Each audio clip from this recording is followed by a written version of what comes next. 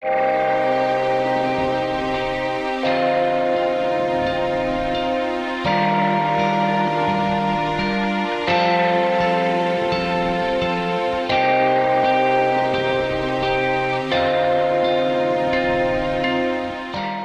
ma part, c'était plutôt une approche historique.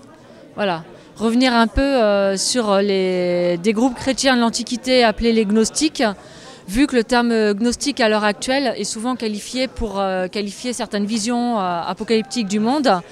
Et donc, il est intéressant parfois de revenir à qu'est-ce que les gnostiques historiques eux-mêmes avaient comme vision. Casser certaines idées préconçues et les remettre un peu dans le débat sur un pied d'égalité avec les autres, on va dire, avec les autres chrétiens de l'Antiquité.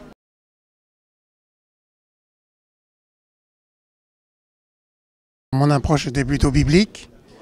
Mon intérêt, c'était de retrouver la perspective biblique telle qu'elle apparaît dans le Nouveau Testament, et puis de m'interroger de ce qu'un chrétien aujourd'hui peut apporter de particulier, qui est rattaché à une foi, à des convictions, à une lecture biblique.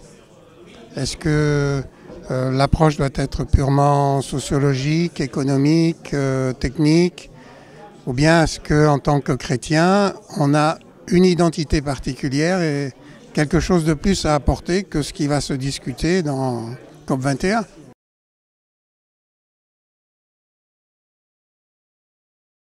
Dédramatiser la fin du monde, non pas pour nier les problèmes qui peuvent se poser de tout ordre, mais pour mener une réflexion qui soit, on va dire, une vraie réflexion qui soit réfléchie, documentée et qui ne vise pas que sur la peur en fait. Ce qui me manque un peu, c'est le caractère unique et particulier du temps où nous vivons.